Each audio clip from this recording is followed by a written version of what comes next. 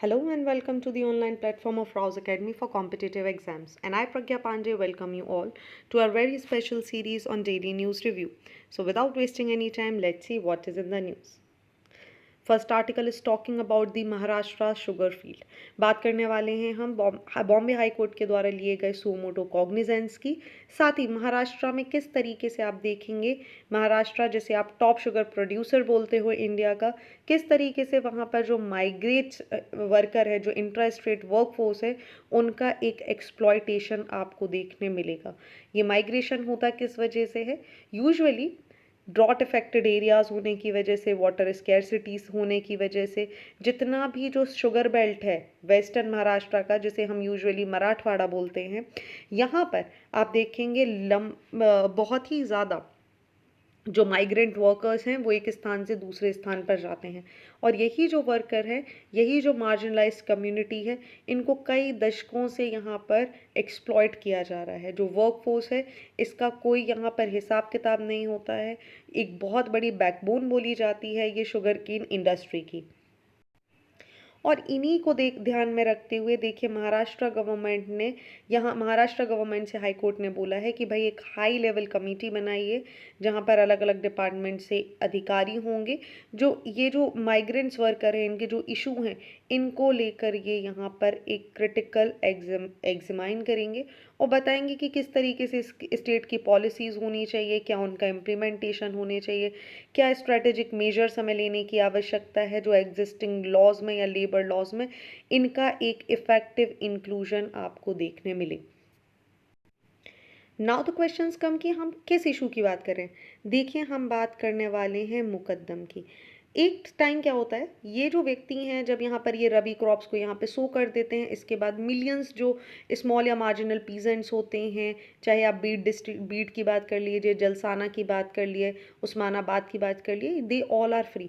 So what they do, ये एक स्थान से दूसरे स्थान पर यानी शुगर बेल्ट डिस्ट्रिक्ट में जैसे सांगली, कोल्हापुर, पुणे, सतारा जैसे क्षेत्रों में चले जाते हैं, सो दैट जो रबी क्रॉप के बाद का पीरियड है way there they can go और एक अनएम्प्लॉयमेंट को यहाँ पर कर्ब कर सकें। अब यहाँ पर होगा क्या, इनको जो हायर किया जाता है वो आप देखेंगे मुकद्दम के थ्रू किया जाता है। मुकद्दम वही है जिसे हम लेबर कॉन्ट्रैक्ट भी बोलते हैं। ठीक है, चलिए यहाँ पर आपको दो शब्द याद रखने हैं। पहले जब मैं बात करूँगी मुकद्दम की तो हम लेबर कॉन्ट्रैक्टर की बात कर रहे हैं, और यहीं पर जो शुगर फैक्ट्रीज को जो सप्लाई करा जाता है, जैसे आप कोयटास बोलेंगे, इन्हें हम लेबर कपल्स बोलते हैं। ठीक है, अब मुकद्दम में होता क्या है, मुकद्दम एक्चुअली अश्योर करता है शुगर फैक्ट्रीज के लिए कि वो लार्ज वॉल्यूम में एक टेम्परेरी, चीप, रिलायबल और एफिशिएंट वर्कफोर्स को लेकर आएगा। क्योंकि इको पॉलिटिकल रीजंस हो जाते हैं बहुत ज़्यादा, मुकद्दम सिस्टम आप देखेंगे बहुत ज़्यादा फोकल पॉइंट में रहता है। माइग्रेंट्स वर्कर्स यहाँ मुकद्दम के ऊपर जो कॉन्ट्रैक्ट इनको दिलवाएंगे उनके ऊपर आपको डिपेंड देखने के लिए मिलेंगे, और यही कारण है ये जो लेबर कॉन्ट्रैक्टर्स होते हैं ये इनका एक्सप्लॉयटेशन करते हैं।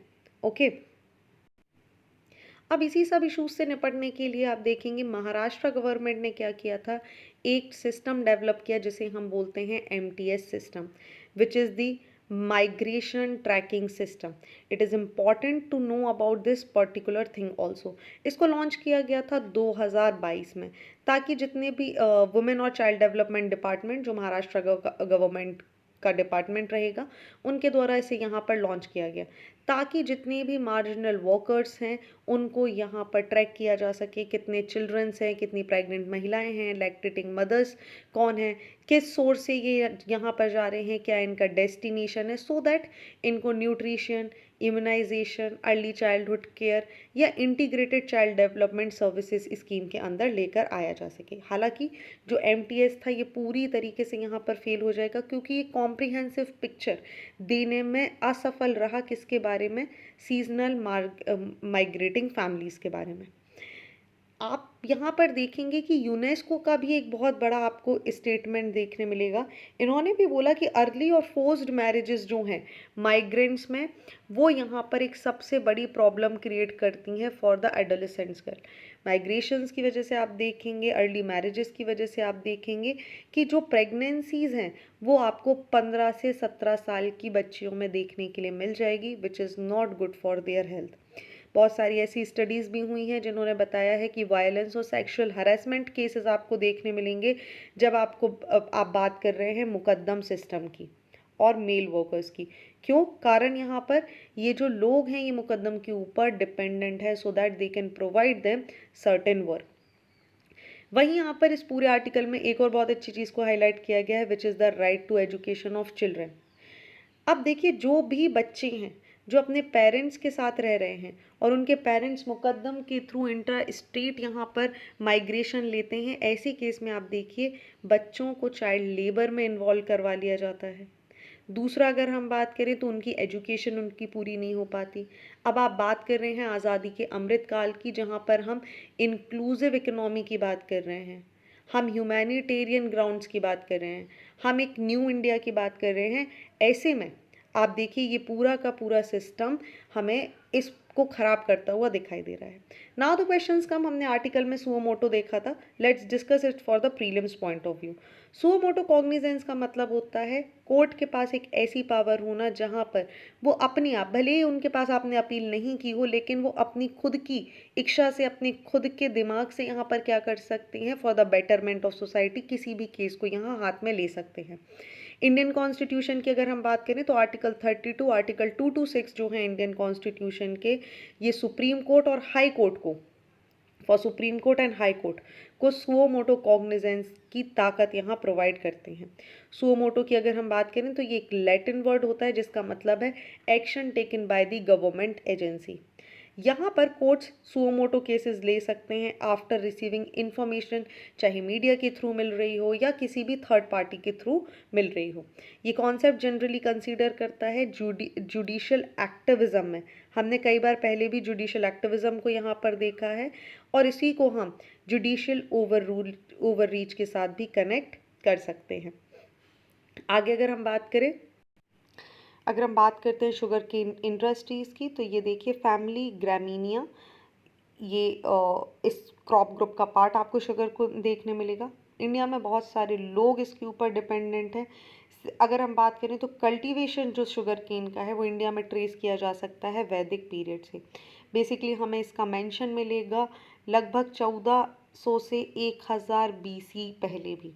आज की डेट में भी आप देखेंगे इंडिया को वाइडली एक्सेप्ट किया जाता है the original home of saccharum species, जो कि आपको शुगर केन की ही एक स्पीशी देखने के लिए मिलेगी।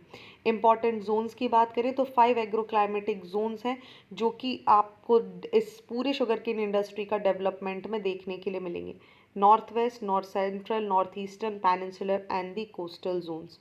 So these are the some important figures and factor which you can see here also। आप इसकी कुछ जो भी आप PDF अगर डाउनलोड करना चाहते हैं तो आप हमारी वेबसाइट से which is the rousacademy.in पर भी डाउनलोड कर सकते हैं।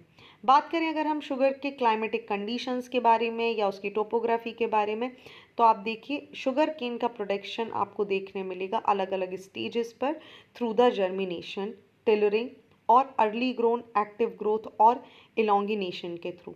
ऑप्टिमम टेम्परेचर की अगर हम बात करें फॉर द जर्मिनेशन तो ये आपको 32 डिग्री से 38 डिग्री देखने मिलेगा।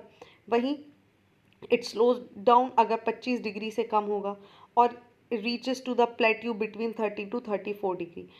38 से ऊपर टेम्परेचर अगर आपको देखने मिलेगा so it reduces the rate of photosynthesis and increases the respiration. But for the ripening, the relatively low temperature is required, which is only 12 to 14 degree in nature। अगले आर्टिकल के बारे में बात करेंगे जहां पर हम डिस्कस करने वाले हैं मॉब लिंचिंग के बारे में। There are 2 different articles with this news. आप यहाँ देखेंगे तो आपको पता चलेगा। अब देखिए हुआ क्या है मॉब लिंचिंग। मॉब लिंचिंग आखिर होती क्या है, सबसे पहले हमें ये जानना ज़रूरी है, फिर हम इस आर्टिकल को ज़्यादा डिटेल में देख सकते हैं। इंपॉर्टेंस कहाँ, GS पेपर 2, GS पेपर 1 में आपको देखने के लिए मिल जाएगा। मॉब लिंचिंग बेसिकली एक टर्म होती है जिसको यूज़ किया जाता है किसी भी ऐसे एक्ट को डिस्क्राइब करने के लिए जो टारगेटेड वायलेंस एक पर्टिकुलर ग्रुप के द्वारा यहाँ पर किया जाता है। इन वायलेंसेस की अगर आप बात करेंगे मॉब लिंचेस की, तो आप ये बायस्ड हो सकते हैं नेचर में और यहाँ पर आपको स्पीडी जस्टिस देखने के लिए नहीं मिलेगा क्योंकि यहाँ पर कोई एक अक्यूज्ड अकेला नहीं होता बल्कि बहुत सारा पूरा का पूरा भीड़ आपको इसका पार्ट देखने के लिए मिलेगा। हुआ क्या है, देखिए सुप्रीम कोर्ट ने पूछा है मिनिस्ट्री ऑफ होम अफेयर्स से और गवर्नमेंट ऑफ महाराष्ट्र, उड़ीसा, राजस्थान, बिहार और मध्य प्रदेश से और हरियाणा से कि किस तरीके से जो उनके कारण है वो क्या काम कर रहे हैं मॉब लिंचिंग को यहाँ पर कर्व करने के लिए। यहाँ पर देखिए एक पिटीशन दायर की गई थी जहाँ पर ये बात की जा रही थी कि जो मॉब लिंचिंग है, ठीक है, ये बेसिकली जो पिटीशन है ये फाइल की गई थी by the national federation for Indian women. यहाँ पर ये बात की जा रही थी कि जो मॉब लिंचिंग है ये सही नहीं है, और स्पेशली अगर आप इन पर्टिकुलर स्टेट्स की बात करेंगे दीज एरिया, तो यहाँ पर आप देखेंगे कि कोई खास डिसीजन नहीं लिया जाता। इसी को लेकर गवर्नमेंट ने रिकॉल किया the Poonawalla versus Union of India case, Tehseen Poonawalla judgement. यहाँ पर हुआ क्या, सुप्रीम कोर्ट ने बोला कि देखिए याद करिए कि हमने आपको एक डिसीजन दिया, एक लैंडमार्क, एक गाइडलाइन दी है related with the Tehseen Poonawalla case. यहाँ पर बात क्या की गई थी, मॉब लिंचिंग। देखिए कि एक स्क्रॉन से ड्यूटी है स्टेट की कि वो अपने सिटीजन्स को सुरक्षा प्रोवाइड कर सके।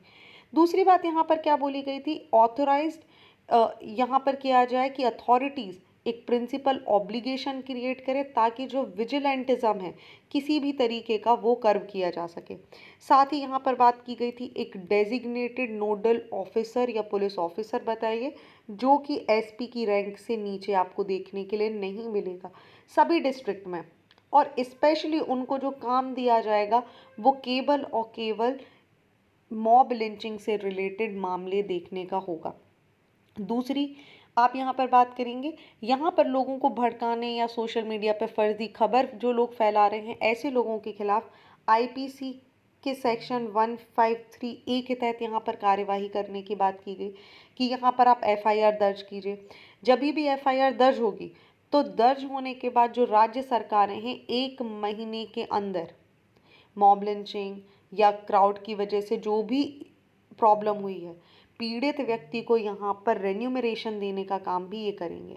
ऐसे केसेस की जो सुनवाई है वो भी देखिए आप फास्ट ट्रैक कोर्ट्स में की जाएगी, और लगभग ये जो सुनवाई है ये 6 महीने के अंदर कंप्लीट करना ज़रूरी है।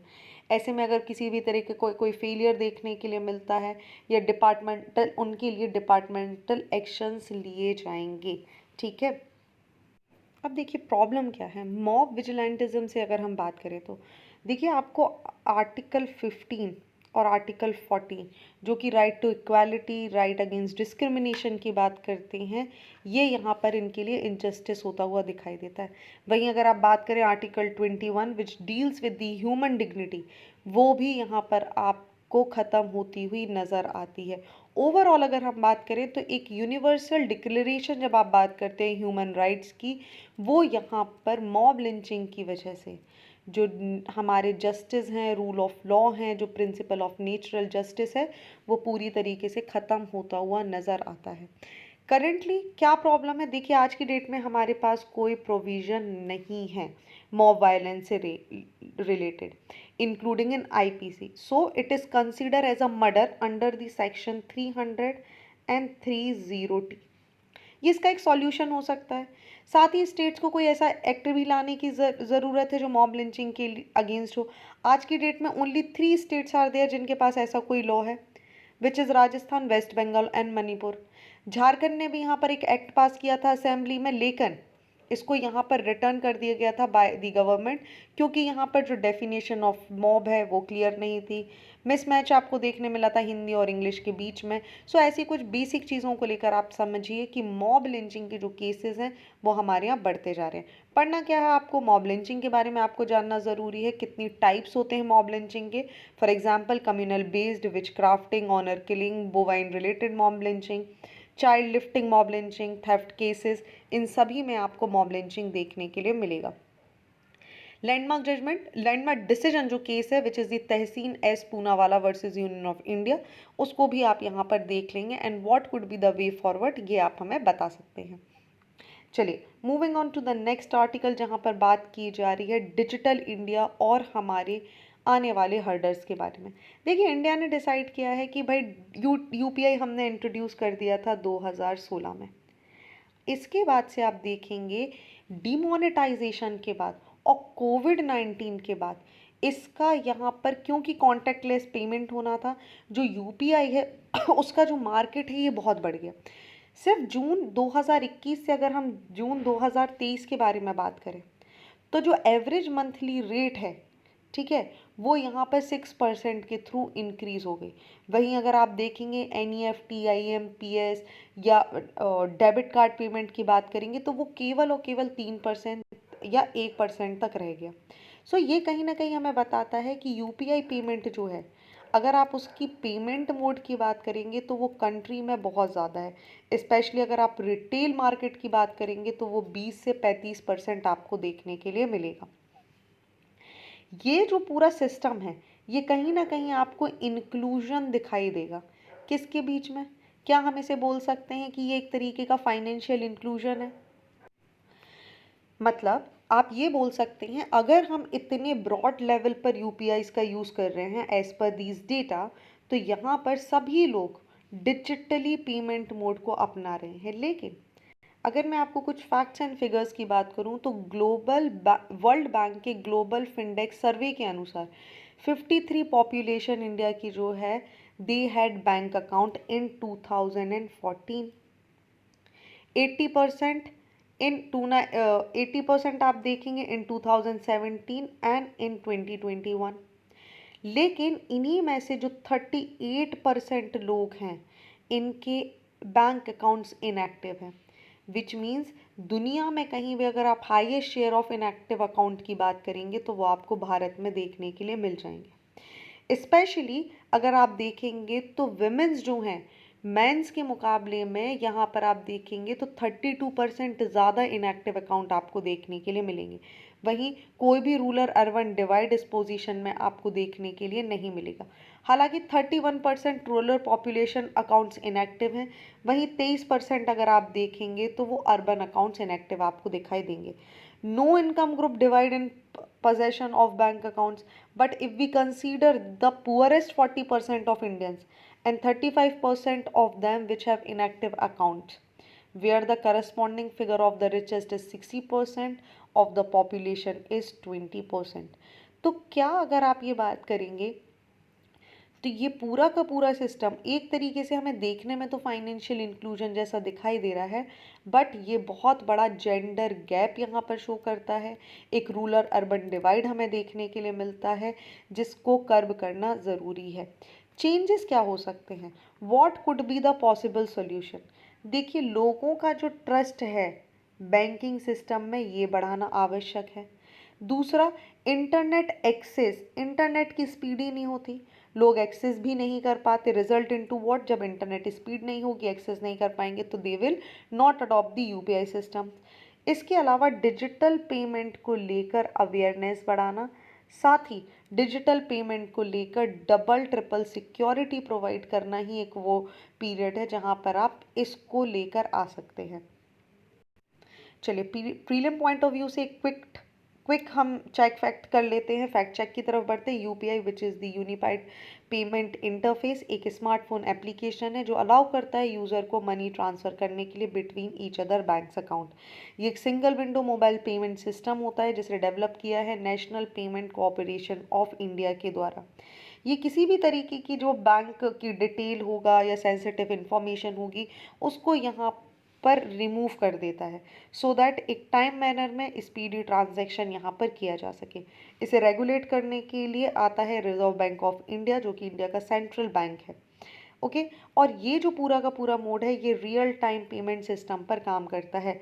For example, there are two person A and B, और अगर ए को बी के लिए पैसे भेजने हैं तो जैसे ही ये पैसे भेजेगा इमीडिएट वे में ये बी के अकाउंट में रिफ्लेक्ट होने लगेंगे। This is known as the real time payment based system. चलिए, अगली बात करते हैं जहां पर इंडियन नेवी की अगर आप बात करेंगे, अपनी स्ट्रैटेजिक रीच को बढ़ाते हुए इंडियन मिलिट्री ने इम्प्रूव करी है इंटर ऑपरेटिबिलिटी विद द ऑस्ट्रेलिया। यहाँ पर Indian navy Dornier maritime petrol aircraft and Indian air force IAF C-130 transport aircraft visited Australia Cocos, जिन्हें हम कीलिंग आइलैंड्स के नाम से भी जानते हैं। कॉकस की बात करेंगे तो बहुत महत्वपूर्ण हो जाते हैं। आपको देखने मिलेंगे कॉकस आइलैंड की close vicinity with the southern Indian ocean. साथ ही आपको ये देखने के लिए मिलेंगे इंडोनेशिया से क्लोजनेस, जिसकी वजह से जो इनकी मैरीटाइम स्ट्रैटेजिक सिक्योरिटी है वो महत्वपूर्ण है। ये एक तरीके से चोक पॉइंट का काम भी करते हैं। इसके पहले भी आप देखेंगे इंडिया लगातार अपना जो मिलिट्री टू मिलिट्री एक्सपेडिशन है, इंटरऑपरेटिबिलिटी है, उसको बढ़ाता जा रहा है। क्यों? आप याद रखिए आईएनएस सिंधु केशरी जैसे जकार्ता में यहाँ पर इंडिया ने डॉक किया था। अब हम बात कर लेते हैं इंडिया और कॉकस आइलैंड्स के बारे में। कॉकस आइलैंड्स, जिन्हें ऑफिशियली टेरिटरी ऑफ कॉकस या कीलिंग आइलैंड्स के नाम से भी जाना जाता है, ये एक एक्सटर्नल टेरिटरी है ऑस्ट्रेलिया की इन दी ईस्टर्न इंडियन ओशन। इंडिया के लिए अगर हम बात करें तो ये स्ट्रैटेजिकली बहुत ज़्यादा इंपॉर्टेंट है। ऑस्ट्रेलिया की बात करें तो ऑस्ट्रेलिया भी इंडिया के लिए बहुत ज़्यादा इंपॉर्टेंट है। दोनों के बीच में आप देखेंगे इंडिया और ऑस्ट्रेलिया के बीच में एक स्पेस कोऑपरेशन है, टेम्पररी ग्राउंड स्टेशन है ये गगनयान मिशन का। ठीक है, ये ऑस्ट्रेलिया के द्वारा इंडिया के गगनयान मिशन के लिए एक टेम्परेरी ग्राउंड स्टेशन यहाँ पर बनाया गया है इन दी कॉकस आइलैंड। सिचुएट करता है ये लगभग 2750 kilometre north west of Perth which is the western Australia, और लगभग 900 kilometre from the Christmas island. Caucus Keeling islands group of island है जो कि जिन्हें हम कोरल आइलैंड्स भी बोलते हैं, जो कि यहाँ पर आपको दो अटॉल्स भी देखने के लिए मिलेंगे। ठीक है, यहाँ पर लगभग 27 आइलैंड्स का ये ग्रुप है, जिसमें से केवल और केवल 2 ऐसे आइलैंड्स हैं जिन पर लोग रहते हैं। अगर हम यहाँ पर इसको मैप पर लोकेट करने की कोशिश करें तो आप ये देखेंगे this is the Indian Ocean and these are the Cocos या Keelings island. Map based study बहुत इंपॉर्टेंट हो जाती है। आपको पता होना चाहिए कि ऑस्ट्रेलिया की ये टेरिटरी है जहाँ पर गगनयान मिशन के लिए इंडिया के लिए एक टेम्परेरी बेस भी बनाया है ऑस्ट्रेलिया ने। सो इनकी इंपॉर्टेंस आपको क्लियर हो गई। इसके बाद आप देखेंगे, ये देखिए मलक्का स्ट्रेट को प्रोटेक्ट करने के लिए भी बहुत इंपॉर्टेंट है। मलक्का स्ट्रेट के अलावा अगर हम बात करें तो ये एक स्टेप है ब्लू वाटर नेवी के लिए। Along with that if will talk about, तो ये कहीं ना कहीं जो चाइनीज़ प्रेजेंस है इन दी इंडियन ओशन उसे भी काउंटर करने के लिए बहुत ज़्यादा इम्पॉर्टेंट रोल प्ले करता है, क्योंकि एक्सेस अगर कॉकस और क्रिसमस आइलैंड से इंडिया को देखने के लिए मिलेगा, you can see the Christmas islands are hair.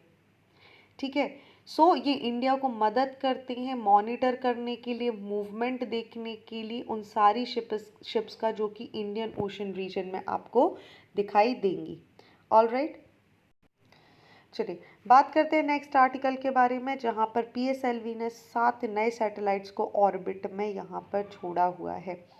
चलिए, इंडियन स्पेस रिसर्च ऑर्गेनाइजेशन ने सक्सेसफुली लॉन्च कर दिया है PSLV C56 carrying Singapore DSAR satellites and 6 other satellites. Okay, ये बहुत ही इंपॉर्टेंट है, इनके लिए भी हम पहले डिस्कस कर चुके हैं। ये जो स्पेसक्राफ्ट है ये कैरी करेगा DSR सैटेलाइट को, और इसके साथ 6 दूसरे सैटेलाइट भी आपको देखने के लिए मिलेंगे जिनका लॉन्च किया जा रहा है सतीश धवन स्पेस सेंटर इन श्रीहरिकोटा। ये जो DSAR सैटेलाइट है इन्हें डेवलप किया गया है under a partnership between the DSTA जो कि सिंगापुर की गवर्नमेंट है, और साथ ही ST इंजीनियरिंग के द्वारा।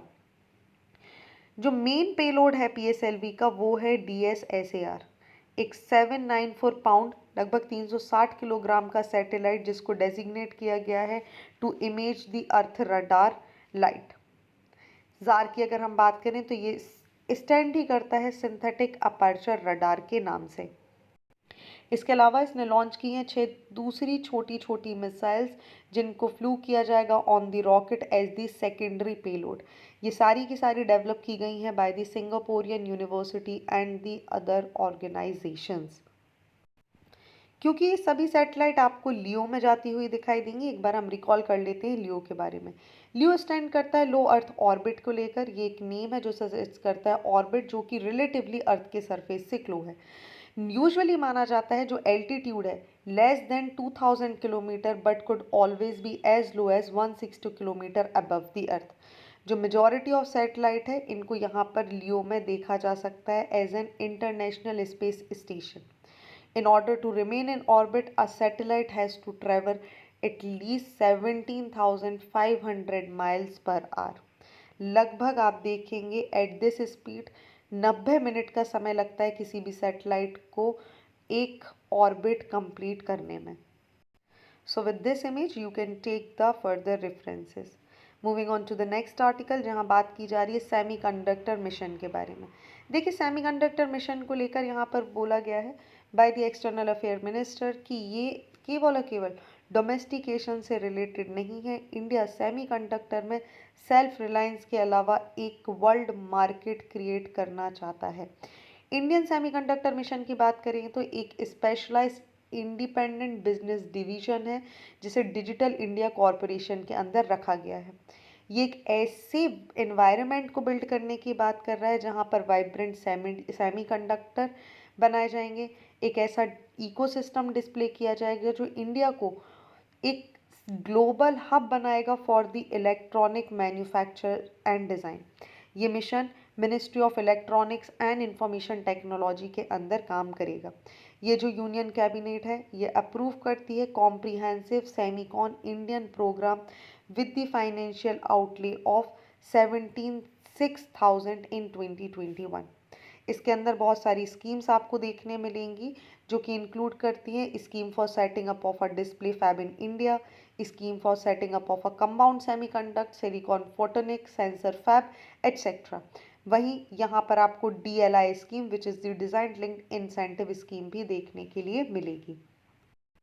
चलिए डिस्कस करते हैं last article of the day जहाँ पर बात की जा रही है African leaders leave Russia summit. देखिए 20 of Africa's 54 head of state और government they have attended the Russian summit. ये समिट फॉलो की जा रही है after Russia's termination of the green deal. अब आपको पता है जब हम ग्रीन डील के बारे में बात करें तब हम ब्लैक सी ग्रीन इनिशिएटिव के बारे में बात कर रहे हैं. देखिए जब से रशिया ने यूक्रेन का इन्वेजन किया है यहाँ पर जो एक्सपोर्ट है वो सारे सामान जो यूक्रेन स्पेशली अगर आप बात करेंगे फूड एंड फर्टिलाइज़र जो यूक्रेन यहाँ से एक्सपोर्ट करता था उनमें एक बहुत सिग्निफिकेंट डैमेज देखने के लिए मिला था. इस डिस्ट्रप्शन की वजह से अचानक से आपने देखा होगा मार्केट में जो प्राइजेस हैं वीट और फर्टिलाइजर्स की वो बहुत ज़्यादा हो गई क्योंकि यूक्रेन एक बहुत बड़ा कंट्रीब्यूटर देखने मिलता है, एक बहुत बड़ा एक्सपोर्ट देखने मिलता है हमें world food and fertiliser market में. सो ब्लैक सी ग्रेन इनिशिएटिव यहाँ पर लिया गया था जिसे यूनाइटेड नेशन और टर्की ने मिलकर यहाँ पर प्रपोज किया था टू दी रशिया. इसको सेट किया गया था ताकि रीइंट्रोड्यूस किया जा सके for the vital food and fertiliser exports from Ukraine to the rest of the world. And under this particular deal क्या डिसाइड किया गया जो कार्गो शिप्स हैं उनको अलाउ किया जाएगा कि वो ट्रैवल कर सके फ्रॉम दी 3 यूक्रेनियन पोर्ट जो हैं ओडेसा, चैरमोकजम एंड यूजेंस. ठीक है, लेकिन इसको यहाँ पर 2 बार एक्सटेंड किया जा चुका है. हालांकि रशिया ने क्या बोला कि अब वो इसको रिन्यू नहीं करेगा. रशिया ने बोला कि देखिए इसके पहले भी मैं इस डील को कई बार रिन्यू कर चुका हूँ, 2 बार इसको रिन्यू किया जा सकता है और जुलाई में इसका एंड होना था और यहाँ पर इसकी वजह से अब मैं इसको फर्दर एक्सपांड नहीं करूँगा. ओके. साथ ही रशिया ने ये भी बोला कि it had agreed to green deal in order to help ensure global food security but Ukraine has since exported mainly to high and middle income countries only which means Russia का बोलना है कि अगर आप देखिए पुअरर कंट्रीज़ की तरफ ज़्यादा भेज रहे होते तो हमने इस डील को कभी रोका नहीं होता. नाउ द क्वेश्चंस कम कि how are Russia and Ukraine's grain export. देखिए Russia is consolidated is position as the world top wheat explorer of the world. वहीं अगर आप यूक्रेन की बात करें तो आप देखेंगे ये सबसे ज़्यादा फर्टिलाइज़र और वीट को यहाँ पर एक्सपोर्ट करते हैं. इनकी जो प्राइमरी डेस्टिनेशन है वो आपको देखने मिलेगी middle east, north Africa, central Asia, Egypt, Iran and Algeria. वहीं पाकिस्तान जैसी कंट्री भी यूक्रेन से आए हुए वीट पर यहाँ पर डिपेंड होती हैं. ब्लैक सी ग्रीन इनिशिएटिव ने मदद की यूक्रेन को कि वो लगभग 16.8 मिलियन टन्स का वीट जो है वो इस रूट के थ्रू यहाँ पर निकाल सके. अब यूक्रेन का जो मार्केट है देखिए वो ड्रामेटिकली शिफ्ट हो गया है। एशिया और नॉर्थ अफ्रीका जो पहले इसकी कंट्रीज होती थी, अब ये मेनली जो अपना पूरा का पूरा शिपमेंट है ये यूरोप के लिए लेकर जाता है, जिसकी वजह से रशिया को यहाँ पर आपत्ति है। Now after this all discussion I have two questions of means for you. First question is, discuss the plight of migrant workers in India. Analyze this in relation to intra-state disparity in income. Also discuss some of the government initiative. Next question is, India has entered very late in the semiconductor race. What are the possible challenges ahead and what can be done in medium and long term? You have to write these answer and you can upload it to our telegram channel. Link आपको description box में मिल जाएगी. So thank you for watching this video. Do not forget to hit like button, comment your valuable feedback and also press the subscribe button to never miss any updates. Thank you and see you tomorrow.